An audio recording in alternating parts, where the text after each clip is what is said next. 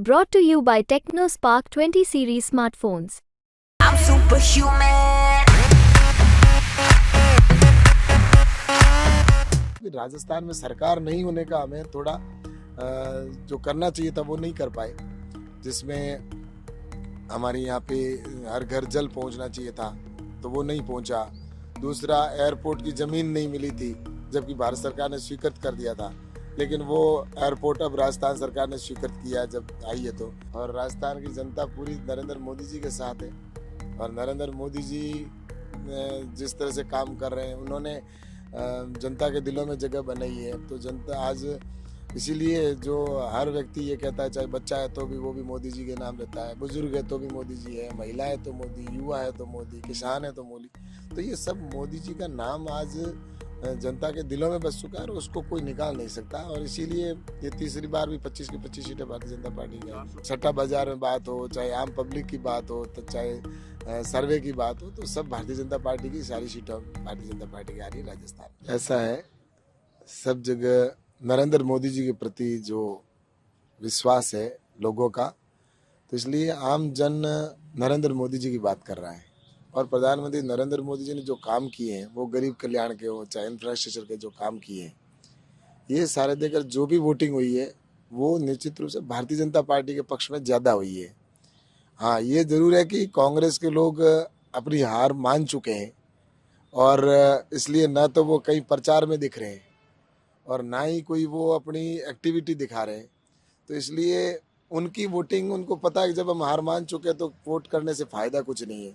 इसलिए जो भी मत पड़ा है वो भारतीय जनता पार्टी के पक्ष में पड़ा है। और इसलिए मुझे लगता है कि भारतीय जनता पार्टी के जो जितने भी जहाँ भी वोटिंग हुई है, सब जगह भारतीय जनता पार्टी के, चाहे अभी सट्टा बाजार में बात हो, चाहे आम पब्लिक की बात हो, तो चाहे सर्वे की बात हो, तो सब भारतीय जनता पार्टी की सारी सीटें भारतीय जनता पार्टी की आ रही है राजस्थान में। सर, आप केंद्र में मंत्री, बाड़मेर जैसलमेर लोकसभा क्षेत्र का प्रतिनिधि भी करते थे। कौन सा ऐसा काम है जो आपने सोचा था मैं करूंगा, जो आज अब इलेक्शन बाद पूरा कर पाएंगे, जो आपका इच्छा हो? ऐसा है, मैंने मेरे लोकसभा क्षेत्र में केंद्र सरकार की जो योजना है वो तो इम्प्लीमेंट करवाई है, जिसमें चाहे गरीब कल्याण की योजना हो, चाहे दूसरे, चाहे प्रधानमंत्री आवास बनाने की बात हो, शौचालय बनाने की बात हो, घर घर लाइट पहुंचाने की बात हो, ये सारे तो वही हैं।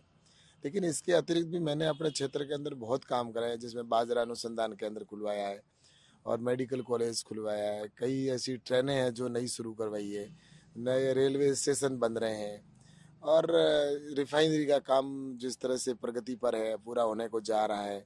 और इसी के साथ जैसा कि यहाँ पे रेल एयरपोर्ट है, उसकी ज़मीन अलॉट करवा दी है, एयरपोर्ट बनेगा।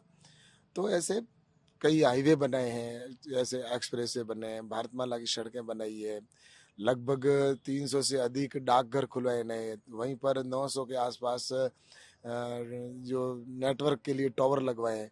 तो ये सारी चीज़ें हुई है, लेकिन इसके बावजूद भी राजस्थान में सरकार नहीं होने का हमें थोड़ा जो करना चाहिए था वो नहीं कर पाए, जिसमें हमारे यहाँ पे हर घर जल पहुँचना चाहिए था तो वो नहीं पहुँचा। दूसरा, एयरपोर्ट की ज़मीन नहीं मिली थी जबकि भारत सरकार ने स्वीकृत कर दिया था, लेकिन वो एयरपोर्ट अब राजस्थान सरकार ने स्वीकृत किया जब आई है तो तब एयरपोर्ट वहाँ पे बनेगा। तो ऐसे ही मैं ये कह सकता हूँ कि हमारे यहाँ नहर का पानी यहाँ पे आए, जो मेरी इच्छा थी। नदियाँ से नदियाँ जोड़ने का जो विषय था कि नदियाँ से नदियाँ जुड़ेगी तो हमारे इस रेगिस्तान मरुस्थली क्षेत्र के अंदर पानी जो समस्या उसका समाधान होगा। तो राजस्थान में अशोक गहलोत की सरकार थी, उन्होंने पड़ोसी राज्यों से कोई ऐसा एमओयू नहीं किया या उन्होंने लाने का प्रयास नहीं किया, या नर्मदा नहर और इंदिरा गांधी नहर के पानी को आगे बढ़ाने के कोई प्रयास नहीं किए। लेकिन अब हमारी डबल इंजन की सरकार बनी है, राजस्थान में भी सरकार है, केंद्र में बन रही है, तो इसलिए आगे आने वाले समय में नहरी पानी जो सिंचाई के लिए भी हम आगे लाएंगे। तो ये निश्चित रूप से हमारे हैं, युवाओं को रोजगार मिले।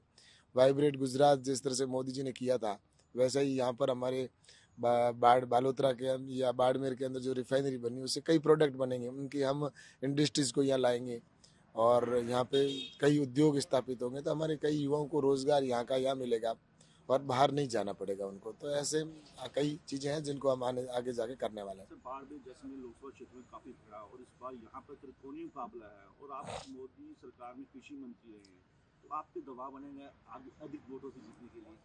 ऐसा है, काफी कि चुनौतियां त्रिकोणीय की बात नहीं है। दरअसल क्या है कि जनता है वो भारतीय जनता पार्टी के पक्ष में मतदान कर रही है, और जो वोट बैंक टूट रहा है वो कांग्रेस का टूट रहा है। हमारा कोई वोट बैंक नहीं टूट रहा। हमारा जो पहले से ही जो भारतीय जनता पार्टी का पिछले टाइम में जो मत दिया था वो तो भारतीय जनता पार्टी को दे ही रहे। तो इसलिए जो वोट टूटा है वो कांग्रेस का टूटा है। भारतीय जनता पार्टी के लिए तो जो पिछला मार्जिन था उससे भी ज्यादा मार्जिन के साथ भारतीय जनता पार्टी जनता के आशीर्वाद से आ रही है बाड़मेर जैसलमेर में भी। सर, इस चुनाव में आपके समक्ष जो कैंडिडेट खड़े हैं उसमें सबसे अनुभवी आप हैं, लेकिन रविंद्र पाटिल जो पिछले विधानसभा चुनाव में भाजपा में शामिल हुए, लेकिन उसके बाद निर्दलीय चुनाव लड़ के विधायक बन गए। लोकसभा चुनाव से पहले वे मुख्यमंत्री भी रहे, मुख्यमंत्री से मिले। उसको आप क्या समझते हैं? दिल्ली में जाके मुख्यमंत्री मिले, फिर भी उनको वो निर्दलीय खड़े हैं।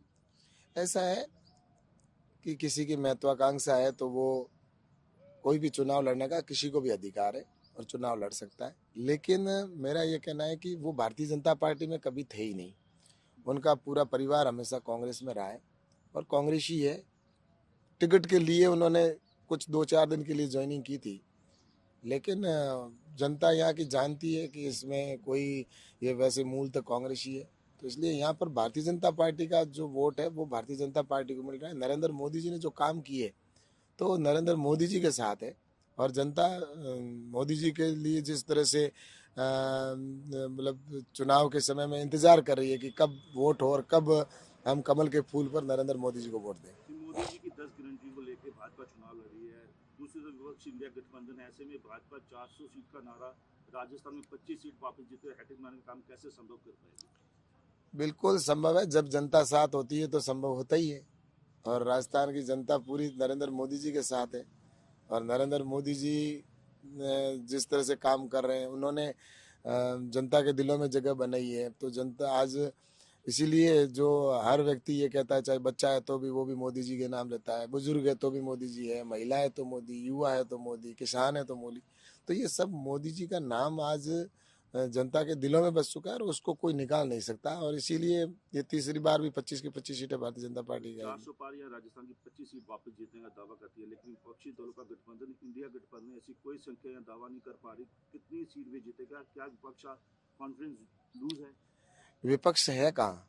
विपक्ष तो दिख ही नहीं रहा है। जब हम चुनाव प्रचार में जाते हैं तो वहाँ भी कोई विपक्ष दिख नहीं रहा है, और पूरे प्रदेश के अंदर भी और पूरे देश के अंदर ही विपक्ष तो जो है वो तो जो गठबंधन गठबंधन है वो गठबंधन गठबंधन सिर्फ अपने तक सीमित रह गए और जनता ने उनको नकार दिया है। तो इसलिए कहीं विपक्ष दिख नहीं रहा है। सर, देश में बीजेपी प्रधानमंत्री नरेंद्र मोदी जी का चेहरा काम के आधार पर चुनाव मैदान में, दूसरी ओर विपक्षी दलों के सबसे बड़ा चेहरा राहुल गांधी है, लेकिन विपक्षी तय नहीं कर पा रहा कि उसका प्रधानमंत्री उम्मीदवार कौन होगा।